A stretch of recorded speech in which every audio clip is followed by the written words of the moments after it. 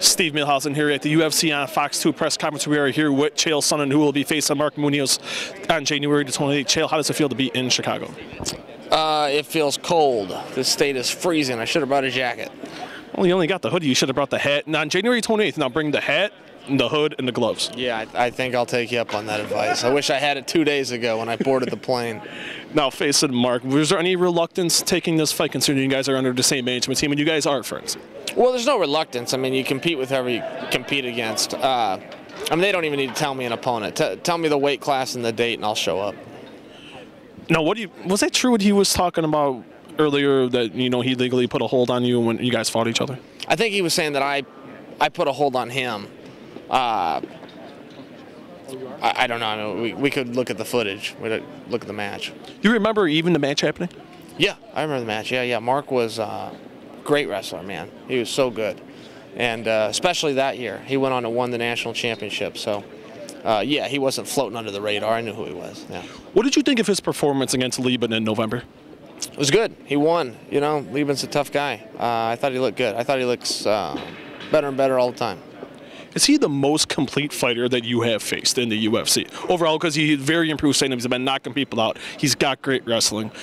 He's beyond yourself. I think he's the most well-rounded fighter in the UFC in the middleweight division. Yeah, he may be. It's one of those deals where to answer it, it's kind of retroactively. I'd have to get in there and feel him and look back. I mean, I look at him as a great athlete and a great fighter. And it's going to be a tough night, but they all are. All these guys are tough. All these matches are so close. Even the ones you win, you could lose them too. The ones you lose, you could win them. It's close. It's a close, hard sport. Was there did you want to take this fight just to stay active? Because Anderson is still not fighting, and it's rumored you guys are going to be fighting in June. Was there any be like, well, most guys would, Rashad had done it, a couple times, and was there any reluctance to be like, I could sit on that #1 contender spot, wait for Anderson, or you just want to get in there and just fight? Well, I just want to get in there and compete. I'm not going to change my schedule around just to kick Anderson's ass. He ducked me for 6 years before I finally got him in there the first time.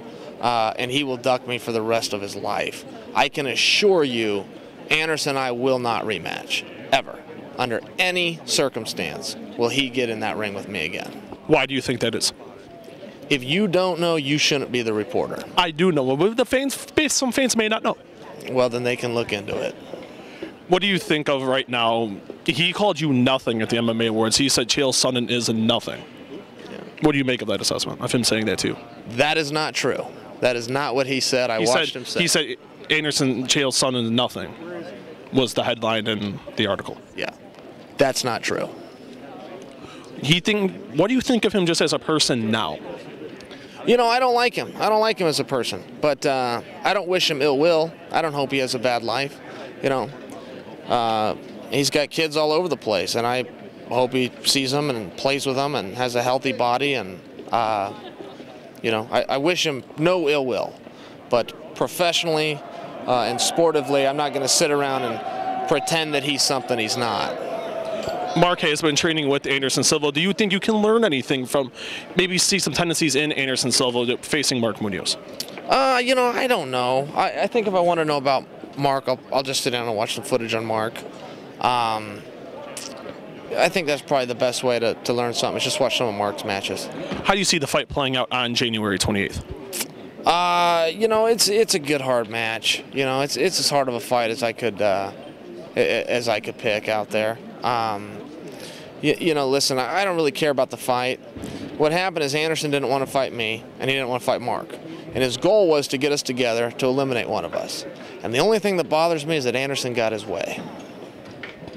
Final question, what do you make of the comments made by Dan Henderson saying that Anderson Silva doesn't want to rematch either you or Dan, and only wants to face Michael Bisping? Yeah, I mean, these aren't opinions. These are facts. Everybody knows these things. Dan hit it right on the head, but I don't think he needed to. Everybody knows that. Anderson's ducking me. He's ducking Dan. He turned down fights with me. He turned down fights with Dan.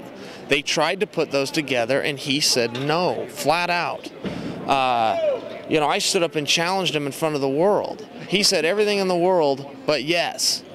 And yeah, you know, if they gave him Bisping, all of a sudden he'd be feeling fine. Dan Henderson hit it right on the head, but that's not breaking news. Everybody knew that. The guy is a chicken.